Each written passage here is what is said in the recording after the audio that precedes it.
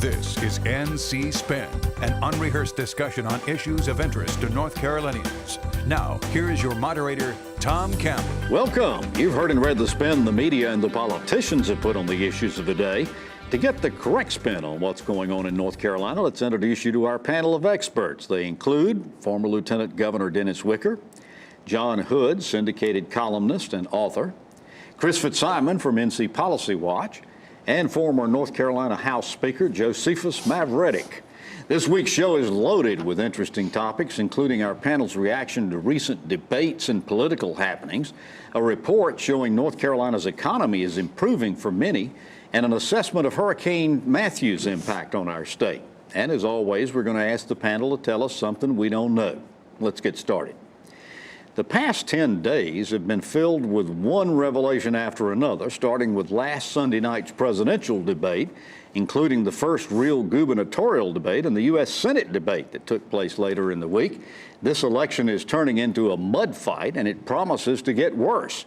We want our panel to talk about these events as they relate to North Carolina, and I want to begin by asking each of you, what's your assessment of the fallout from the Trump 2005 video? Was it Trump's downfall, as some are saying, or just a distraction, as Trump says? Dennis, I'll start with you. Well, I think it's just a big add-on to what's been going on with his campaign and him. I do think it was harmful, and I think a lot of women took exception to it, and I think it's going to hurt him. All right, John? It should have come as no surprise, but apparently it did, or more specifically, people knew intellectually, they had heard stories about his misbehavior, but when you have something where you can hear the person or see the person actually say and do things, that's much worse, and that's why this has been one of a series of devastating blows on the Trump campaign. Chris? Yeah, I agree with that. I think this confirms sort of what people already knew, but to actually see and hear him saying these things, it does raise a question about opposition research. There was a story out this past week that when he was first going to be a candidate and was looking like he was going to do pretty well, his campaign said, we need to hire a private investigator to investigate you so we'll know what's coming, and he refused to pay for that and said, you don't need to do that. Well, apparently they did need to do it, and I think this confirms what people knew. I think he was already sliding. This just makes the slide deeper and worse. I think it's a killer nationally. And it reminds me of the Helms Hunt political advertisement in '84, the last days of the campaign. All right. Dennis, we're going in now to the last 3 weeks of the campaign, and the polls show Hillary Clinton now has a lead over Trump in our state.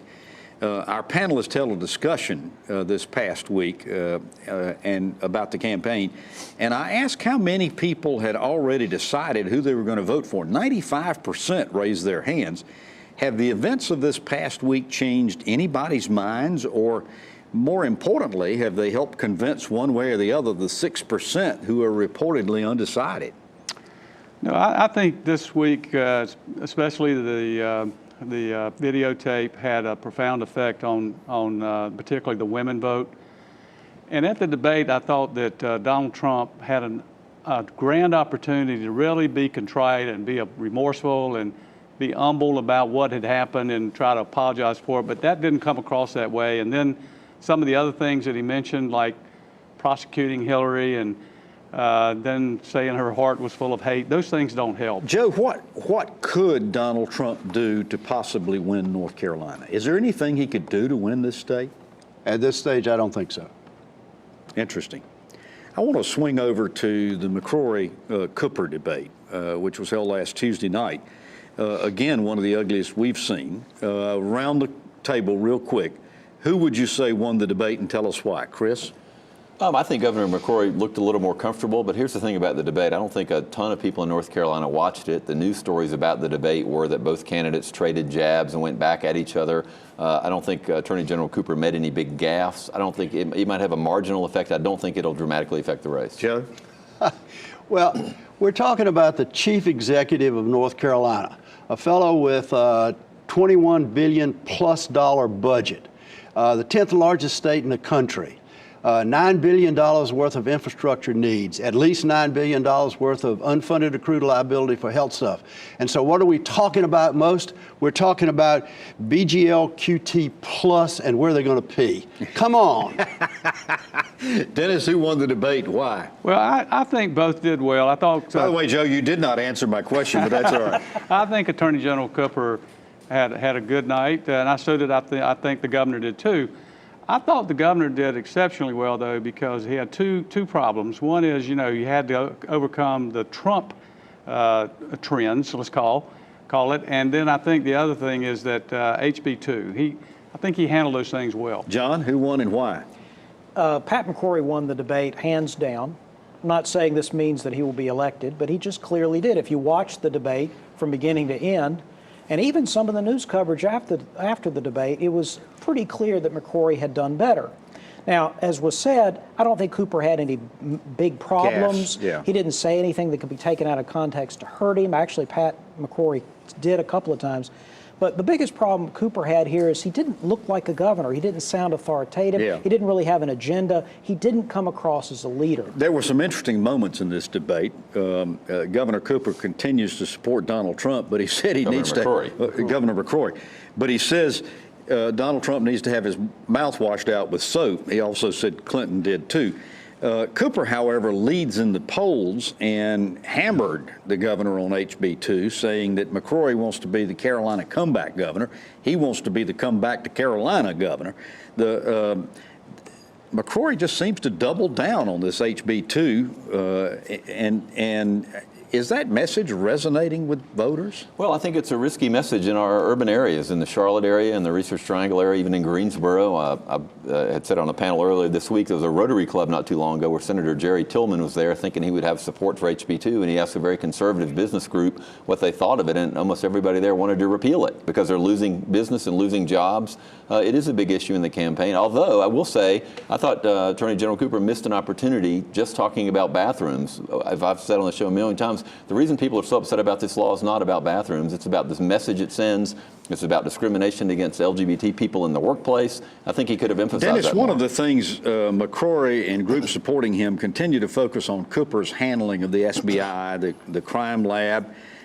Is this an issue that matters? McCrory said if he couldn't manage the crime lab, how in the world could we expect him to manage the state of North Carolina? How big an issue is this? Well, no, I heard that on the debate, and my impression was it got down into minutia. I don't think the voters really understand that whole exchange, and I don't think they understand the issue. I don't think it hurts Cooper. I don't think McCrory gains anything by it. Let me pick up on what Dennis just said. It's minutia. Doesn't make any difference who's the governor. As the chief executive officer, you have to submit a budget and then execute a budget, 50% of which is about education, from more at 4 all the way through the universities. And so we had this debate, and it was like a schoolyard fight where one says, well, I was a classroom teacher, and the other one said, well, my mama was. Come on. Yeah. The conversation also moved into Medicaid, John. Cooper said this was part of a Republican social agenda not to expand Medicaid in North Carolina, and we should expand it with dollars that our state's already sent to Washington. He cited several Republican governors who did expand Medicaid. McCrory says we made the right decision. Many of these states now are having to pour additional money of their own tax dollars into this expansion. What's your take on these arguments? No, but McCrory is correct that many of the states that have expanded Medicaid have unanticipated costs. Now, of course, when you expand Medicaid, there are some people who get health care who previously have a harder time getting it.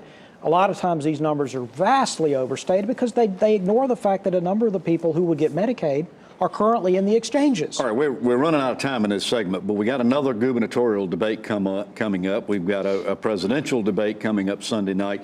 Any expectations of new bombshells, revelations, or anything to take place? I think that Donald Trump does have a path to winning the election, but it consists of saying, I pledge as soon as I'm elected to resign in favor of my vice president. Dennis. I think the national race, in my mind, is over. I think Hillary Clinton's going to win, and I think that's going to affect down ballot all the way to local races. Joe? I said it in 2015. Hillary wins. All right. I actually think Dennis is onto the big story might actually be how Trump behaves in this debate and the rest of the campaign and how much damage that does to his fellow Republicans, who he is also attacking as much as he is Hillary Clinton. Yeah, that's the real story. It's what happens next, and that's my column this coming week, as a matter of fact. Each year we invite you to join our good friend and panelist Rufus Edmiston for a benefit to help students in our area, what Rufus likes to call Super Kids. This year, the benefit will be Thursday, October 27th at the Farmers Market Restaurant in Raleigh. Your $50 admission includes an incredible buffet dinner, drinks, and a wonderful silent auction. You can learn more by emailing rufus@rufusedmiston.com or by calling 919-829-1988. I hope you'll join me and many of our other NC Spin panelists October 27th at the Super Kids benefit. When we come back, we're going to talk about economy and jobs. NC Spin will return after these messages. Vote. This single word is vital to the future of our nation. In the coming weeks, you will have the opportunity to cast your vote. It's your chance to shape the future of your community, state, and country. It's your chance to make your voice heard. I'm asking you as a fellow North Carolinian to encourage every family member, friend, and neighbor to cast their vote. On Tuesday, November the 8th, be a part of our future and go vote. I help educate and inspire visually impaired students to strive for a brighter future. I make sure visitors to the North Carolina Zoo take a walk on the wild side. And I make sure that the fuel you buy is a quality product from pipeline to pump. I support small businesses in North Carolina by matching them with hard-working, well-trained employees. I make sure the roads you drive on are safe. Scenic, the one voice speaking in support of the men and women who are making North Carolina great. We now return to NC Spin. A recently released study by the Civitas Institute on North Carolina's economy says, quote, North Carolina's recent major changes in economic policy have resulted thus far in sizable increases in economic growth, employment, and salaries, and reductions in unemployment rates. However, the NC Budget and Tax Center reports that our state's poverty rate is still higher than before the recession and higher than the national average. Our 16.4% rate is down from 2014, but it's the 12th highest in the nation, running deep and across racial, gender, age, and geographic lines. Joe Mavretic, Charlotte and Raleigh and areas along the I-85 corridor have improved greatly. The economy's improved greatly. But the 20 counties with the highest poverty rates are in rural counties. Now, you represented rural counties when you were in the legislature. Has anybody come up with any concrete solutions for helping improve rural areas? No, and I don't believe they should. We have 9 MSAs, maybe 10 coming on. We'll see over the next few years the growth of what I call these mini MSAs at places like Greenville, Hickory, Fayetteville. And if you want to see what North Carolina is going to look like by 2025, watch the cycling in Europe, particularly through France. And what you see is a fairly good sized city or town, and then rural areas sparsely populated. And that's what's going to happen in eastern North Carolina. All right, Chris, let me flip this coin here. The Civitas study indicates that tax cuts have put more money in people's pockets, and that more than 300,000 jobs have been created. The unemployment is rated below the national average. Wages are growing. Economy is strong. The problem is that this doesn't seem to be trickling down to people of color, children, and women. Why? Well, first of all, I think the study had a lot of major flaws, and I think the folks who conducted the study did a lot of cherry picking of the data, and I don't think slashing unemployment benefits is a job creator, which is one of the things they said in the study. But the problem is we haven't addressed the systemic causes of poverty.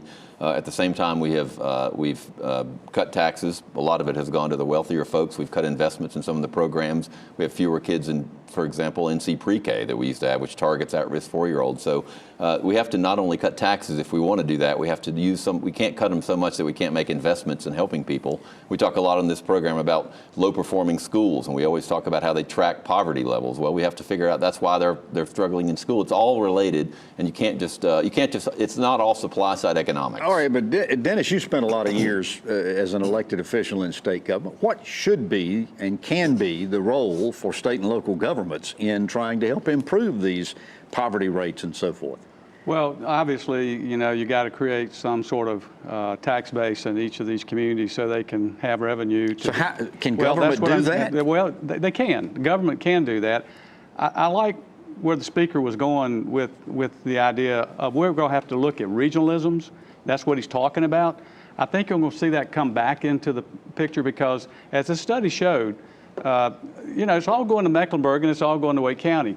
That can't be sustained. It's creating two North Carolinas. We got to come together on this. So I think you'll see maybe more three regionalism. North Carolinas, actually. I mean, you go east of I-95, that's one. The I-85 corridor is another one. You get in the western part of the correct. state. Yeah. All right. So, John, one of the conclusions that the McClatchy articles made is that we need to do a better job of training workers to get better jobs. Now, the people who need these job skills seems to be the very one who aren't getting it. Why? Well, there are some barriers like geography. We've discussed on many other occasions on the program the idea that you could think the problem is to try to bring amenities or jobs or training programs to where people are, or you can think about the problem as moving people to where those amenities already exist. We actually do have barriers that we create, whether it is benefit programs or other kinds of things that actually anchor people when moving to another jurisdiction. One of the MSAs that Joe's talking about is going to be the opportunity. Now, that's not what people want to hear, but that is our history. North Carolina, the nation as a whole, has historically moved all around all the time. And it's only been fairly recently that the propensity to move has gone down. That's not good news. People have to be willing to move to find the opportunities of the future. That was true 3 generations ago. It's true now. And also, there's a good cliche that says sometimes helping hurts. And I think government needs to back out of it in a major way. You let these local communities figure out how they can be an attractive little area for some people. And that's in my opinion, that's the way to solve most of this problem. The other is, if we have a dropout rate in our K-12 system of somewhere between 80 and 85%, those people who drop out will never get away from being a millstone around our neck. Wow. All right, after these messages, we're going to talk about the effects of Hurricane Matthew. NC Spin will return after these messages. Helping people. It's all in a day's work for Wayne Goodwin. As Commissioner of Insurance, Wayne Goodwin's been a tireless advocate for North Carolina families, helping more than 100,000 seniors enroll in the Medicare drug plan while protecting them from insurance scams. And Wayne Goodwin has been fighting big insurance companies' proposals to raise rates for car, home, and health insurance. Wayne Goodwin, more than a public servant, a true friend for consumers. You sleep on concrete till your body get immune to concrete. My mom got my brother and I up and said, come on, we're leaving. I became homeless in the beginning of this year. When I was about 4 or 5 years old, our house caught fire. I used to see my brother. If he see me, he'd turn and go the other direction. We did the only thing that we could think of, and we went to a Salvation Army shelter. You know, we don't have this, like, what's your background look like? We just say, what do you need?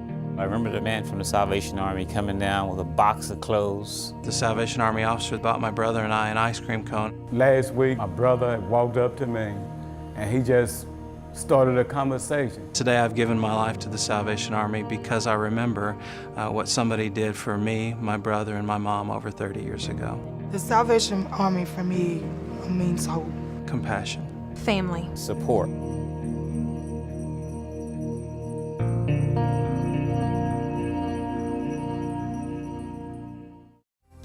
We now return to NC Spin. For days, meteorologists had warned us about Hurricane Matthew, but even though we didn't get a direct hit from the storm, our state fared poorly. We saw more than 22 deaths, major flooding across the state. At one point, there were 1 million customers without power. Chris, Was this a case where people just weren't listening to the warnings, or did it kind of take us by surprise? It's probably a little of both. I don't think anybody expected the degree of flooding that we had. I do think if you're following the storm closely, when you hear it's not quite going to make a hit, or it's turning out to sea, or the storm, most of the eye won't come anywhere near North Carolina, I think people tend to relax and don't think about what actually the danger in eastern North Carolina has always been flooding. But one of the things, Joe, what always happens. One of the things that's been fascinating to me is that most of these deaths have come well after the storm has gone, and in fact, as a result of people driving on roads that are submerged with water. Help me understand, why do drivers persist in taking these risks? Tom, we've talked about this many times on this show. You cannot fix stupid. That may be the most direct answer I've ever seen. Dennis, how do you think the state did in responding to the storm? I'm thinking particularly about our emergency responders, power crews and power companies, shelters being open for people. How well did we do? I thought we did well. I mean, I thought the governor's office and everybody was on top of the storm. It was very unpredictable as a storm. I mean, well, they thought the coastline was going to get killed, and it didn't. The inland got worse than the inland counties than it was on the coast. Perhaps more damage than any other state. Exactly. Certainly more deaths. And I don't think we calculated the rain that had fallen before the storm came that compounded the problem. Interesting. That's a very good point.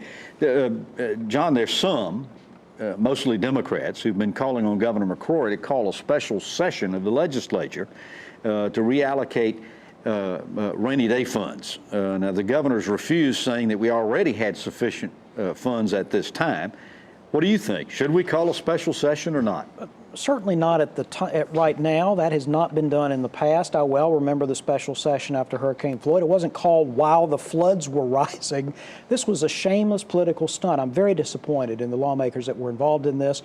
A couple of weeks later, a month later, if you want to say, hey, we need to go ahead and have a special session, that would be the appropriate time. This was the wrong time to say that. It was on its face an absurd proposal. So it was politically motivated. It was politically motivated and unnecessary, because if there's a special session needed, I'm sure they'll all do it. And the good news is we have a substantial amount of money in our hurricane reserve, our disaster reserve, our rainy day reserves. We can handle a lot of this damage in North Carolina, and we need to do it in a rational way. Tom, one of the things that our viewers need to know is that North Carolina's disaster plan, which gets critiqued and upgraded after every big problem that we have in this state, is one of the best in the country, and we executed it very well.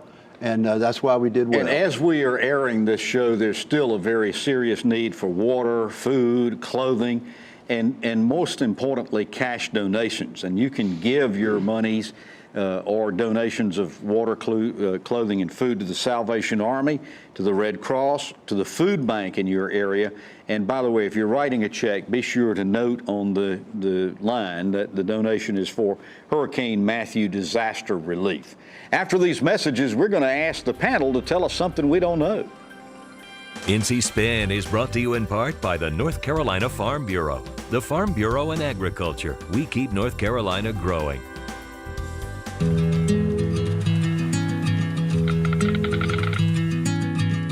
The cost of everything has gone up dramatically over the last 75 years.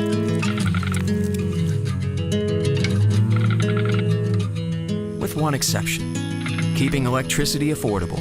That's the power of your co-op membership. Learn more at togetherwesave.com. North Carolina's Touchstone Energy Cooperatives, looking out for you. It's a fact, patients who receive care in the medical home from a trusted family physician reduce healthcare costs through prevention, early detection, and affordable management of high-cost chronic diseases. Every dollar invested in healthcare matters. Let's invest them wisely, building on North Carolina's medical home model. Better health begins with a medical home, a trusted family physician, the best return on our healthcare investment. Learn about the importance of medical homes at ournchealthcare.com. I help educate and inspire visually impaired students to strive for a brighter future. I make sure visitors to the North Carolina Zoo take a walk on the wild side. And I make sure that the fuel you buy is a quality product from pipeline to pump. I support small businesses in North Carolina by matching them with hard-working, well-trained employees. I make sure the roads you drive on are safe. Scenic, the one voice speaking in support of the men and women who are making North Carolina great. We now return to NC Spin. One of the best parts of the show is when we ask our panel to tell us something we don't know. I don't have any idea what they're going to say, so we'll just find out together. Joe Mavretic, we'll start with you. Tell us something we don't know. We have 15 schools or departments of education in our university system. They consistently turn out 3,000 teachers a year less than we need. And so the flagship over at Chapel Hill has decided that they're going to eliminate the undergraduate education degree, and they're going to have a hybrid that nobody knows what's going to happen from that.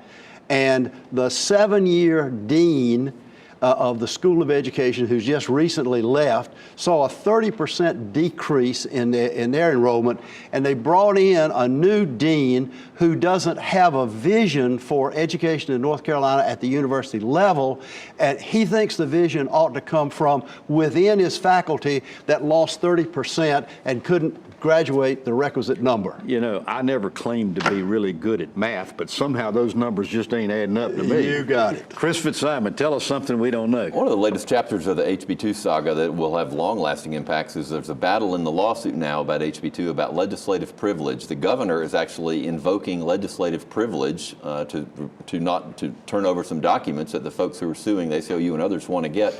He's claiming he was involved in, his lawyers are involved in creating HB2 and was part of the legislative process, but he has said all along he really wasn't involved, and the chamber wrote part of it and others wrote part of it. Meanwhile, Senate President Pro Tem Phil Berger and Tim Moore, who weren't part of the lawsuit, have now joined, and when they joined, now they're claiming legislative privilege, and the court is trying to decide, well, if you weren't part of the lawsuit and then you joined, can you be protected? This one ruling in this case will have a huge impact on open records and a lot of other things as we go forward. It's another mystery. It doesn't make a heck of a lot of sense. John Hood, tell us something we don't know. Tom, if Donald Trump's political fortunes don't improve, and that seems unlikely at the moment, expect Republican candidates down the ballot, Richard Burr included, or perhaps surrogates on their behalf, to start making the explicit argument, vote for Republicans for the Senate or even for governorships, because Hillary Clinton's going to be president and you need to check her power. There is some evidence that messaging does work in some political situations, and that's probably what many Republicans will shift to in the last couple of weeks of the campaign. In fact, I saw Nate Silver's 538 blog this past week, and he's indicating that it's very likely the Senate 50 Democrats will win Senate seats. So the message for Republicans, as you're saying, seems like it's even more important. They will try to make an argument for checks and balances. All right, Dennis, tell us something we don't know. Well, as you know, Tom, the Court of Appeals, Federal Court of Appeals in North Carolina has ruled the legislative districts unconstitutional because they gerrymandered them racially. So if you're sick of politics already, get ready, you're going to get some more next year, because there could be an election of legislators next year, late in the year, depending on how the court rules. So, folks, wait a minute, they've got to redistrict. Are you saying there might be an election? The court is going to rule on whether or not they have the election in 17 or wait till November of 18. Interesting. And so, folks, I was going to say, excuse my English, but it ain't over yet. You ain't seen nothing yet, as they say. Well, you've heard our spin on the issues of the day. To stay informed all during the week, give your feedback, and read my weekly column, visit our website, ncspin.com, or catch NC Spin on Facebook. And join us next week when we'll have more balanced debate for the Old North State. Until then, stay informed and watch out for the spin.